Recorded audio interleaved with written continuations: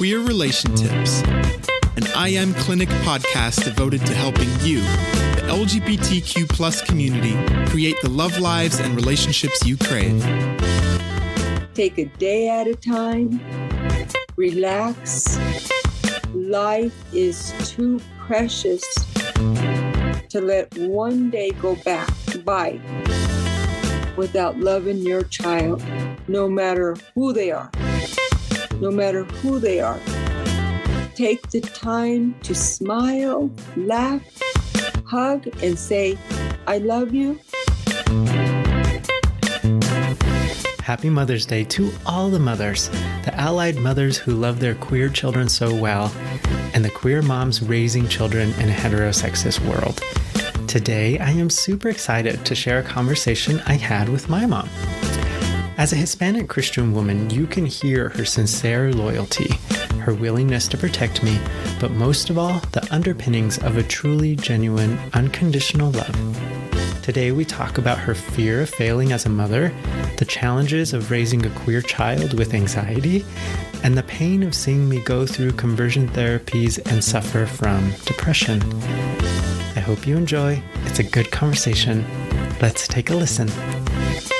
You hear me, Hito? Yes. Okay, there we go. Are you a little nervous? What's that? Are you nervous? A little bit. Yeah. Yeah. Yes, I can understand. But I'm so proud that I'm here with you, my son. Yes. Yeah, and I'm honored that you asked me to do this. Oh, How I never thought me and you would be doing a podcast together, and also your career. Never did I think that, you would be a counselor, and have this beautiful career that you have established yourself. Yeah. So just quite proud as a mother. Cool. Thanks. Okay. I know that I have always been extremely close to you. Protective. I have always really protected you because me and you had a relationship that was inseparable. And I would always, make sure that I was there for you. I remember one time that I took you to school and you did not want to be in school. You wanted to spend the day with me. And I could see it as, right now when you were just kind of hanging on to the fence on the other side. And as I was walking away, you kind of just held one hand and then the other hand and then the other hand going down, and I always remember, oh boy, I know that I need to be strong for my son. If I could only just say, forget it. He's going with me for the day, but I had to walk away. And I really do feel, Isaac, that I have done that throughout your life. I've had to learn that I've had to let you go because I know that I could have protected you so much more, but I had to kind of push you on your way. As a mom, I wanted to turn around and just pick you up and take you with me for the day. But I think sometimes I thought I was like, oh man, how could I be doing this as a mom? But I think in the long run, you have really just ran with it. My mom is really not going to be there with me. Mom is only going to be there with me when I really need her. But I hope that you always felt mom is doing this because I need to step out and I need to grow and I need to go, into my adulthood, not always depending on mom, So, and now that I see you and I hear so many things and you tell me so many things about your business and your, everything that's going on in your life. And I'm just so proud of you. And I hope that I did it right as a mom. Kind of had to push you off, like those birds, the little baby birds. And the mama said, you could do it, go. Sure. And you're like, I don't think I can, Mom. But I kind of had to just give you a little push, and And you went, Isaac, and I could just see how you just went for life, for the fullest of life, you know? Yes. Yeah. And now you have your own clinic and you have the business is doing good. And I'm just so happy for you. Thanks. You're welcome. Yeah, I think that I don't,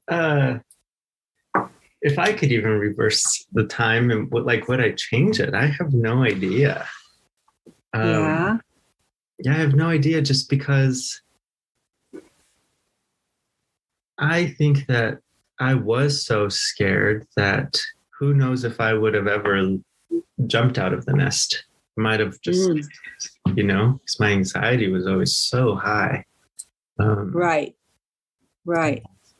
And I always seen that in you, that maybe you could not jump out of the nest. But there was so many times that as a mom, I just had to look at you and hope that you read my eyes. But son, I got to walk away because you have to jump out of that nest. Yeah. And I remember, Isaac, that I think about it very often when you were going through the really bad anxiety, and you called me, you said, Mom, I need you to come to Denver, and that's all I had to hear. And I was gone. It was the longest 3.5 hours for me. But once I seen you, I just, I remember holding you and say, I'm here now, son, I'm here. And that anxiety time was horrible. We'd get in bed, we'd get out of bed, we'd walk, would pace the rooms, get back in bed, and I just held you and just would pray for you and, hope that you were going to be all right. And guess what? We got through it. We got through it. It took us, I think, 3 days. Yeah. Through all the different things that we had to do and keep going. But we got through it. Woo. That was hard. I don't know, Isaac, you were with me. I always remember walking, but feeling that little hand tight to my pants, tight to my dress, and walking with Mom. I always remember that. And you were just a little boy that always wanted to be with me, because your dad was in college and it was me, you, and Nicole. And so we were a family and I took you everywhere.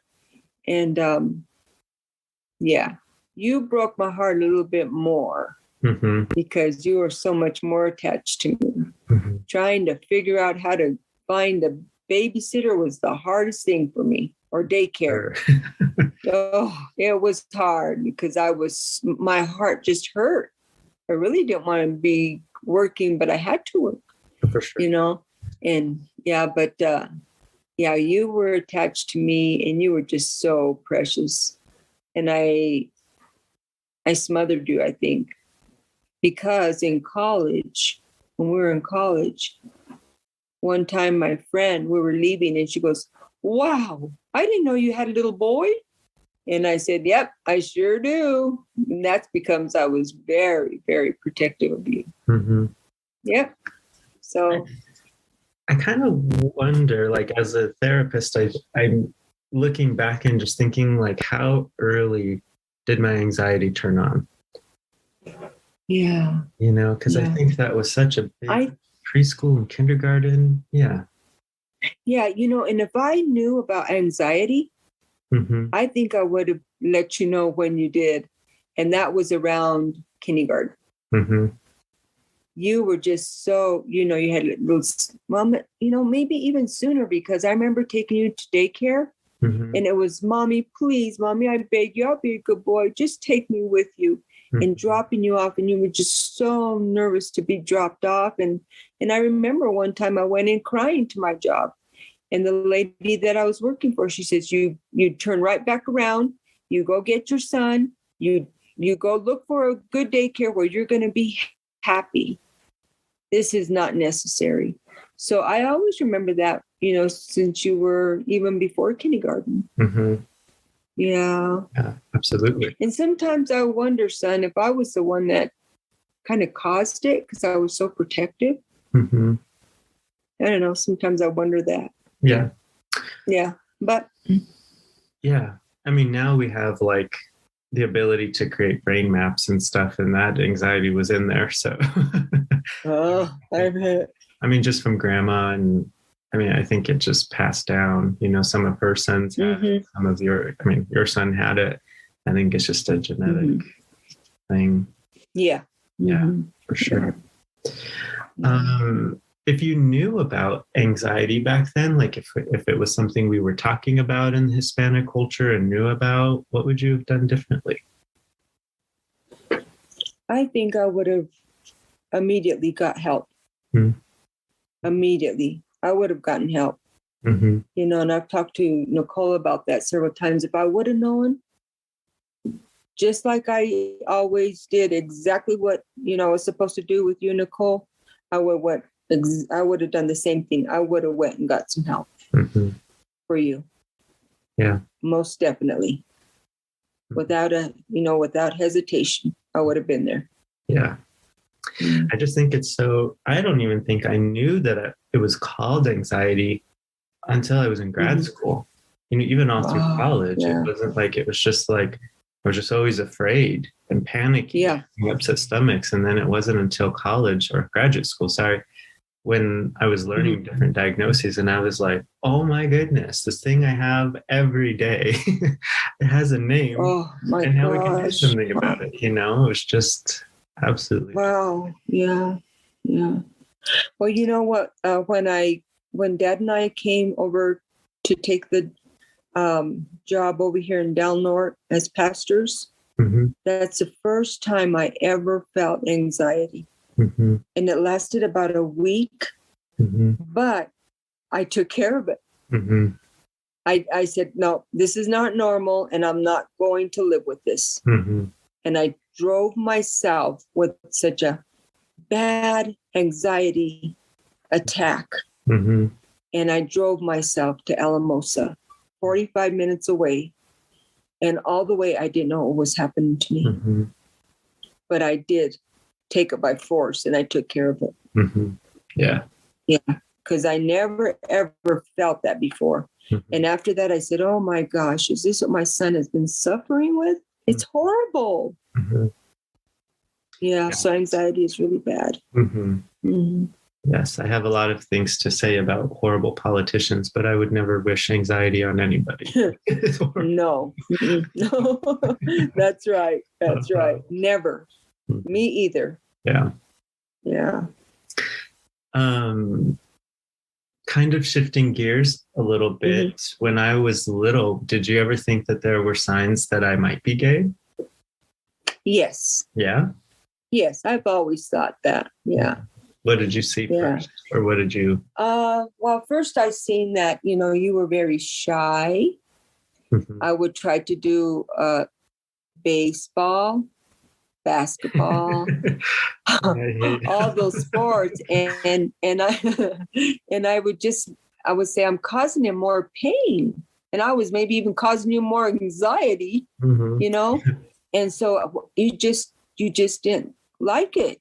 That just wasn't you. So, I started seeing it when you were, pretty young. Yeah. Back then, did you have any fears about having a gay kid? I don't think fears, but I felt bad. Well, maybe I could say yes, because I kind of felt scared for you if you were ever to be approached and, told something, or somebody would do something to you. And maybe that's where all that protection comes in, Isaac. Yeah. I seen it, and I was there to protect no matter what. So maybe that's how come I grew up like that with you. Yeah. I just wanted to protect you because I did see, your feminine side. Yeah, for sure. And I wanted to help you in any way possible. I don't know if you've ever heard this, but a lot of people would say that homosexuality comes from an overbearing mother and a distant father. And that came from like the early 1940s, and it was never researched, and it was just some guy's opinion. His name was Freud. But that opinion became the standard for how people thought of homosexuality. Do you feel like you ever blamed yourself? Did you ever feel responsible, like you did something to create? Yeah, I did. Yeah, I did. Like I said earlier, I kind of blame myself because I always had you looking so sharp. Nothing was out of line. Your hair, your clothes, everything. And so, yeah, because I always protected you. I was always there no matter what. If you couldn't answer it, I'd answer it for you. If you didn't like what the way you're feeling, I'd get you out of it. So I was your protector. Yeah. Yeah. So I kind of think that. Yeah. Now we have a lot of research that proves that children are born this way, not from a gene, but from a hormone bathing. And so if you would have known back then, if you had that research that having a gay son doesn't have anything to do with you as a mom, but has everything to do with what they experienced in utero before being born, how might that have changed things for you raising me? I think that that would have changed things a lot. Because then I think I would have been there in a way to help you cope with a lot of things, in a different outlook in life. And I just would have been there to act and treat and serve you in a different way, not be so, let me see, kind of negative sometimes. I think I would have just been there to help you. Just like anybody has, a sickness. We're always there to jump in there and help them. And I think I would have done the same, Isaac. If I would have known that, I would have just say, okay, we're going to deal with this, and this is the way we're going to work together to handle it. That's what I would have done. Yeah. I don't know if you're kind of following, but there's a new laws in Texas and in Florida. In Texas, if a parent has a transgender child and they try to help the transgender child by getting them the hormones they need or helping them make changes and transitioning, that those parents could actually be, they could receive criminal charges. So basically, if a teacher knows of a transgender child at school and they feel like the parents are, or anybody is trying to help them, they can actually press legal charges. And in Florida right now, if any mention of being gay or queer, having a kid, or a teacher saying anything about queer people at all, there's sanctions for them now. So the whole state of Florida can't say anything about, in any way, being queer. What would that have been like for you? If saying my son is gay, if someone could have pressed charges on you, how would you have responded to that? I would have told him, go ahead and do it, because he's my son. He's my son. I have to. I could never, ever walk away from that. I could never walk away from you, Isaac. You are mine. Yeah. I can't imagine the parents there, all the mothers who might be listening to this today. I know. Who are in those states, maybe feeling powerless. Oh my gosh. Yeah. Angry. Yeah. That must be hard, trapped. Yeah. Because, sure. you can't do nothing. Yeah. Right. Yeah. But I would. Yeah. When you maybe first started discovering or thinking that I might be gay, let's start here. How old was I when you maybe first noticed that something was different? For sure. Maybe when we put you in baseball. And I think that was around what? 10? Yeah. Yep. 10 years old? It's good. Yeah. That's when I kind of, started to notice. Yeah. Yeah. Did you talk about it with any other parents? Yeah, I think Dad and I would talk about it. Mm-hmm. Dad and I would talk about it. We would just kind of say, no, and, just kind of put it away for a while and then talk about it again. Mm-hmm. When I kind of noticed something or he would notice something. So it was always in our conversation. Yeah. It was. Yeah. Was it a scary thing, a thing that you guys were trying to change, or like? Yeah. It was very scary, and we tried to change, sometimes I would see you do something. No, Isaac, don't act like that. Don't do that. Don't do that with your hands, or don't do that. I would try to help you. Mm-hmm. But then in the back of my mind was, I don't ever want to do anything that would hurt him forever. Mm-hmm. So it was kind of hard. You're kind of, as a parent, you're kind of stuck in the middle because you don't know if you're doing good or you don't know if you're doing too much, Mm-hmm. not enough, so it was hard for me. Yeah, I can imagine. As some of you may know, we've launched a coaching wing to the clinic called I Am Counsel. This allows us to take our clinical expertise and make it available to you no matter where you are in the world. Coaching helps us answer questions like, who am I? Where am I going? And how will I get there? If you find yourself asking these questions in a coming out process, or being a straight parent of a queer child, or in a confusing job transition, or even in a rocky relationship, coaching is a great fit for you. To get more info, check us out at iamcounsel.com. That's iamcounsel.com. We'd also like to be available for your questions, no matter how big or how small. Slide into our DMs, baby, and leave us a message. You can find us on the Insta at LGBTQ_therapy and on TikTok at Isaac Forte. That's ISAACFORTE. Drop us a question and we'll make sure it gets into the next Queer RelationTips Q&A. Now back to the show. Mm-hmm. What was it like for you when I came out?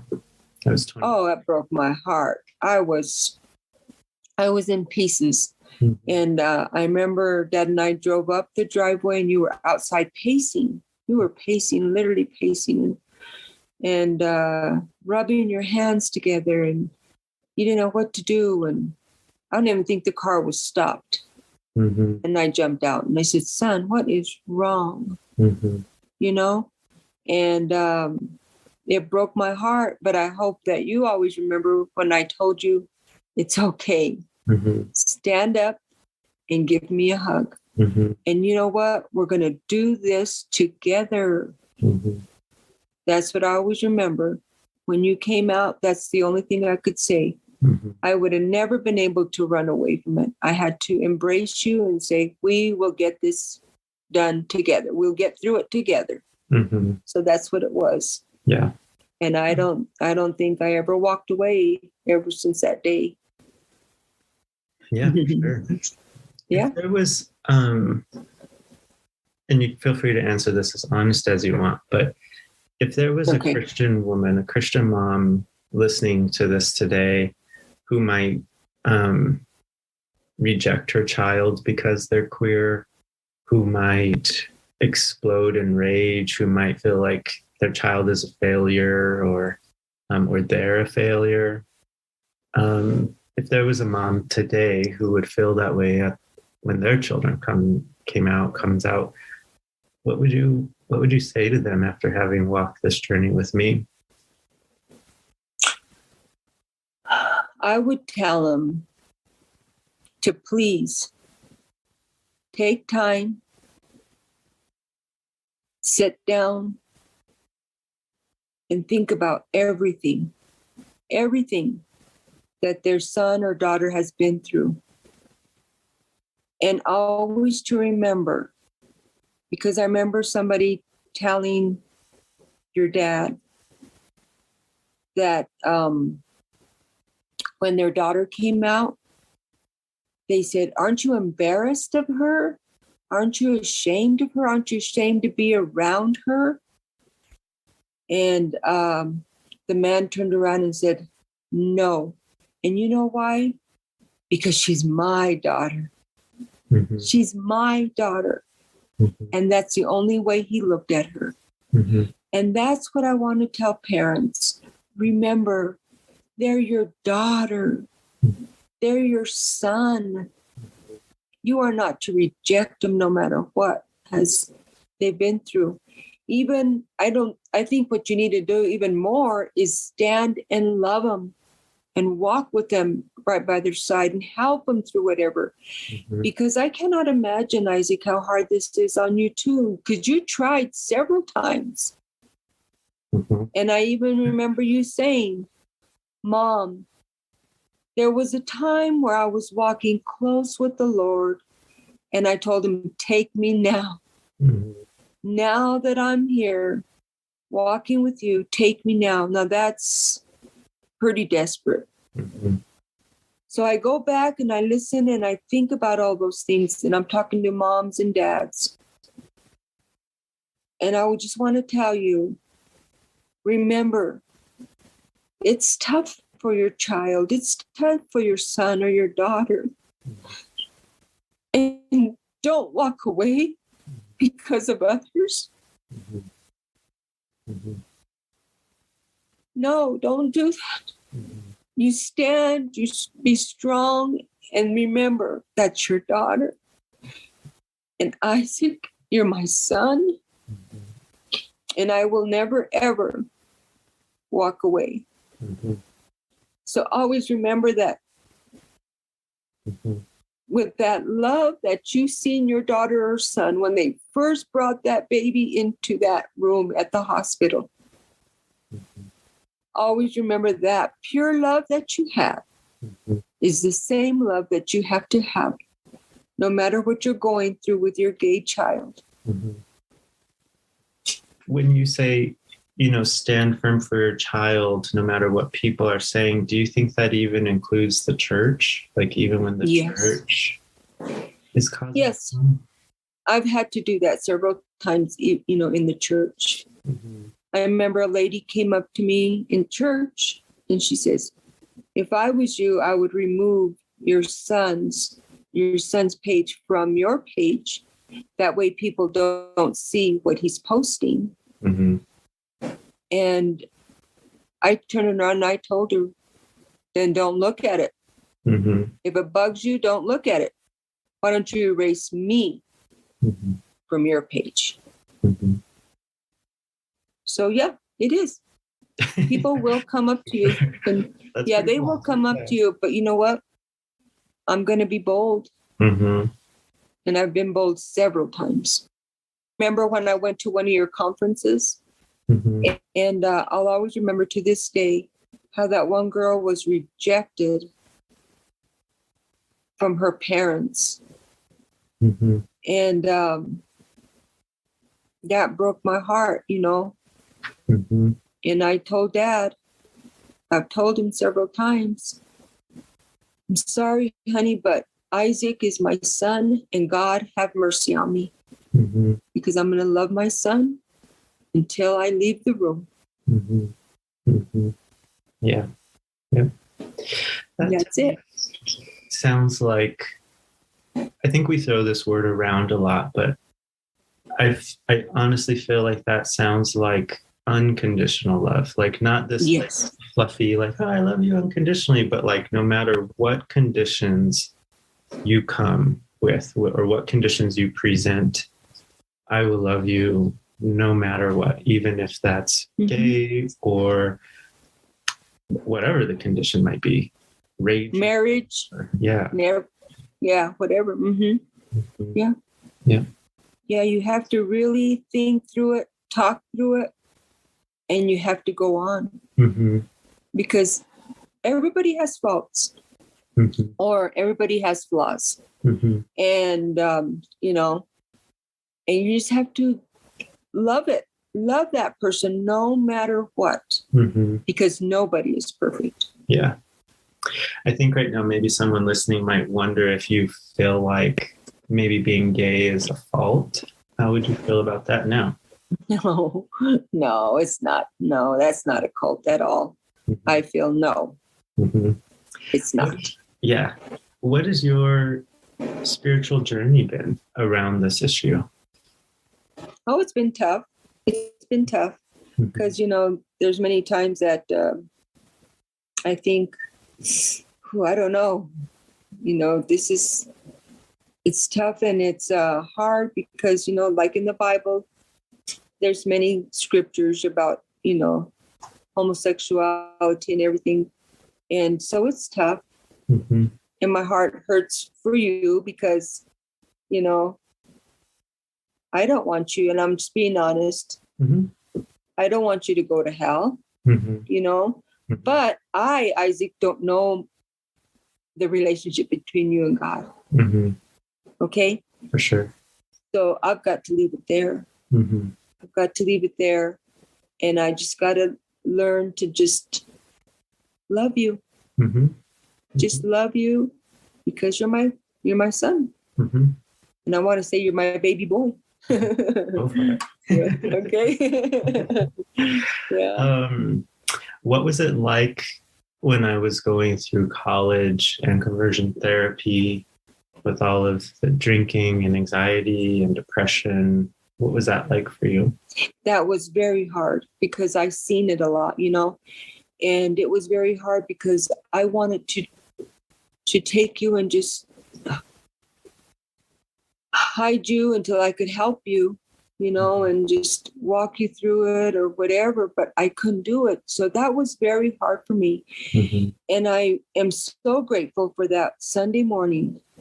I don't know where I got the energy in me and the words, but I don't know if you agree with me, but I think that one Sunday morning where you didn't even know how you got home, mm-hmm. you were going to go someplace and you couldn't even drive your car because it was damaged. You wrecked. You got in a wreck somewhere, Mm-hmm. Your tire was completely turned in and it was undrivable. Mm-hmm. And I think that morning I told you, Isaac, you are going to lose it all. Mm-hmm. Your degree from CU, from going to a nice college, mm-hmm. Your job, you could have killed somebody. Mm-hmm. You could be in prison forever and you would have lost it all. Mm-hmm. And I told you so much more, but I think at that time, Isaac, it helped you. Mm-hmm. And I hope that time turned your life around. Mm-hmm. Yeah. Sure. Yeah, that was, we talk about this on the podcast from time to time, but shame, trauma happens when, sometimes when things happen to us. Mm-hmm. And then I think there's a difference when something so traumatic happens, but because you've done it to yourself. Okay. And I think that was one of the moments where it was really trauma for me, really traumatic, because I realized that I could hurt myself, maybe even worse than someone else could hurt me. And that experience really made everything worse, my depression, my anxiety, because it felt like there was a monster in me that I couldn't even control, After years, I think, of feeling like maybe even being gay was a monster inside of me that I couldn't control. Mm-hmm. Watching me kind of go through those years of conversion therapy, what did you see? Watching me walk around the house or live my life, how did you experience me during those years? Those years were very hard, but I knew that you're getting help. Mm-hmm. You were wanting out of all those feelings that you were going through. You wanted to be healed.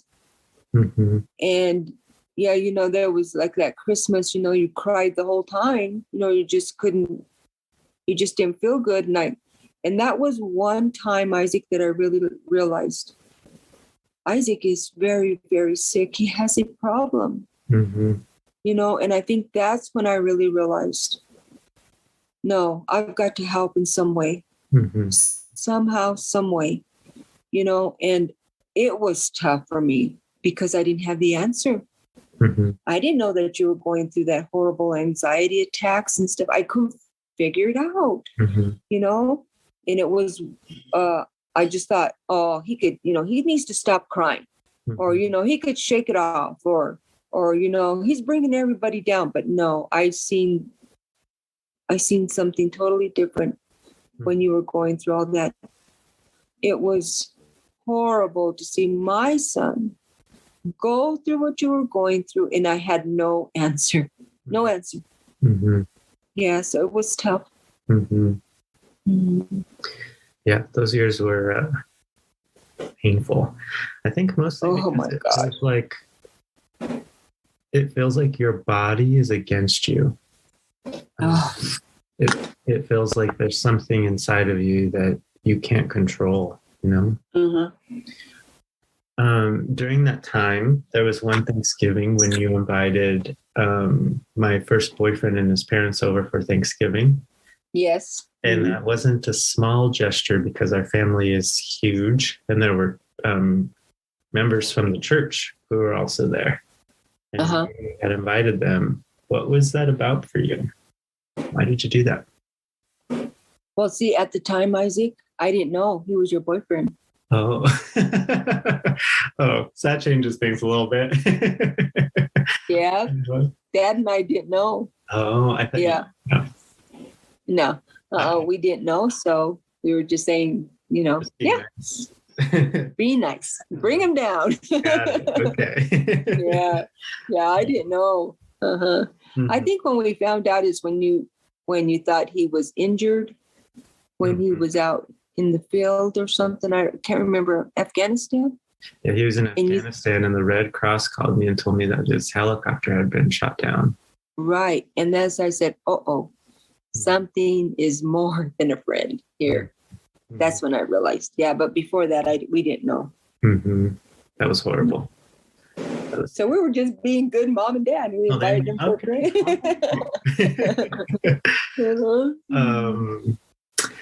Now that Joe and I have been together for 7 years, how do you kind of, I guess what I'm wondering or curious about is, do you feel like your opinions have changed or the way you see it has changed? Or do you feel like just the way you love has changed? I think it's love. Mm-hmm. I love you so much that has changed everything for me, Mm-hmm. I want you to be happy. Mm-hmm. I don't want to see you like that ever, ever, ever again, the way you were suffering before. And now I see my son, he's happy. I see you have your career. And one thing, I love Joe. Mm-hmm. Joe I love him. Mm-hmm. And so right there, I think it's just love, honey, that has changed everything. What has it been like for you to see kind of me graduate from grad school and start the clinic and then take over this really big company and, take over all these huge conferences and see the clinic grow when I left that place? What has that been like for you?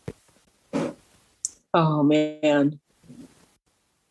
If my heart could speak. So proud of you, son. You have come a long way. You are a fighter. Mm-hmm. And I've seen how you fought through all those times that you didn't think you were going to make it. Mm-hmm. And now I see you've done so much. I remember going to the conferences and I was like, wow, look at all these people. Mm-hmm. And you were in charge. And now I see you, at the clinic, beautiful office, and it's doing so good. You're helping so many people, and you're helping parents and, adults, all, you're just helping everybody. And that just makes me very, very proud that you are helping others that suffered the way you did. Mm-hmm.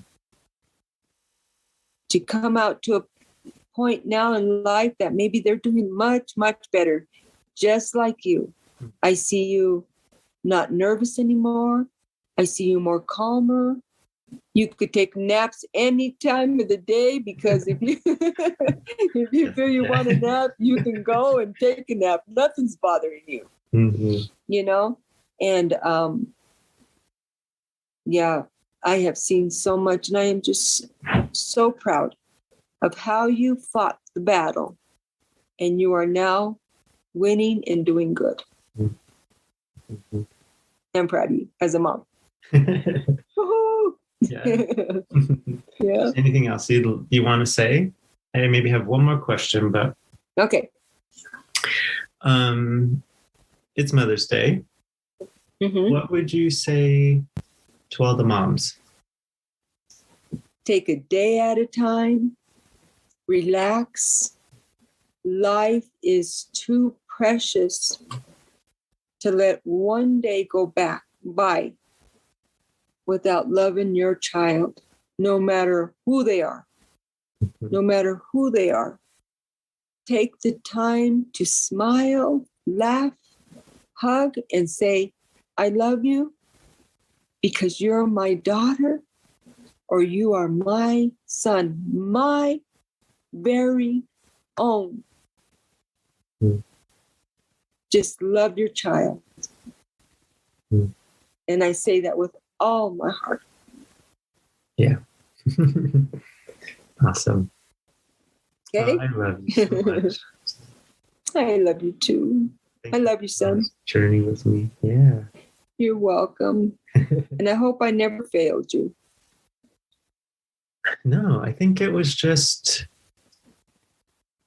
I don't know how you might feel about this, but I feel like a lot of it was just coming from like Hispanic culture, just trying to do the best that we could with what we had, and not, I mean, the fact that we didn't even know what anxiety was until I was 26.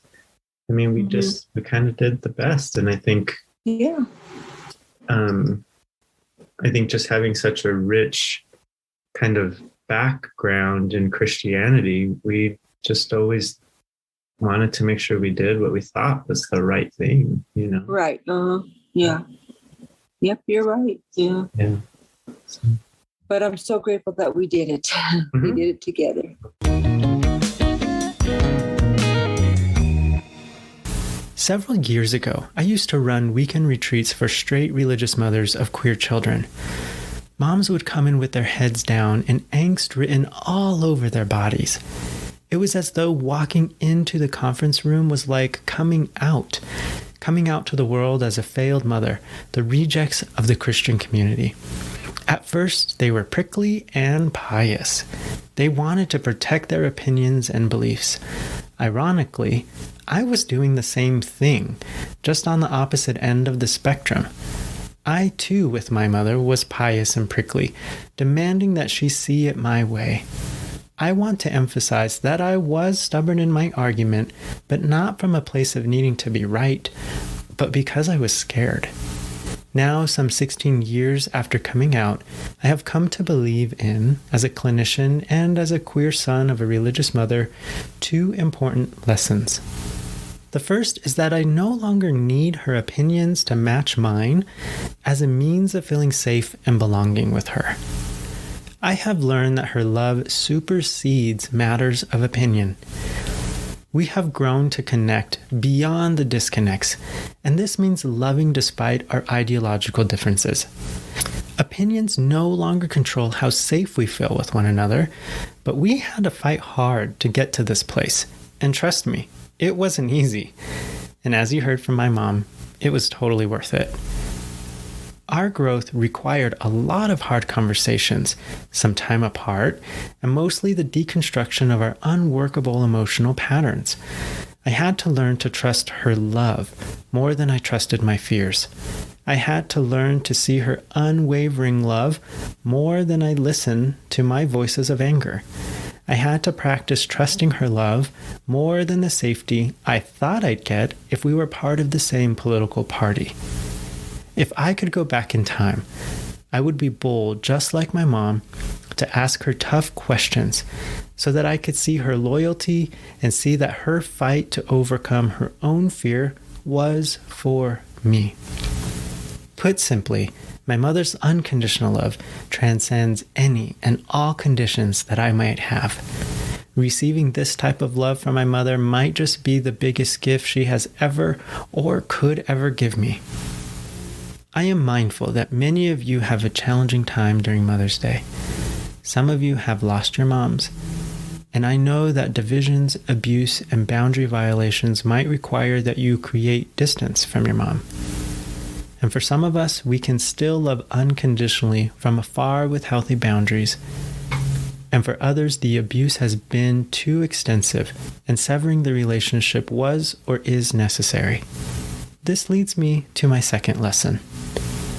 Parents must convince their children of their inherent worth.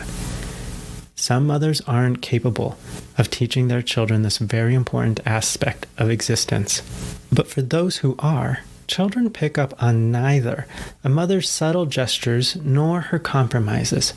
Children don't know that these things are love in action, but they are. They are also invisible to a child.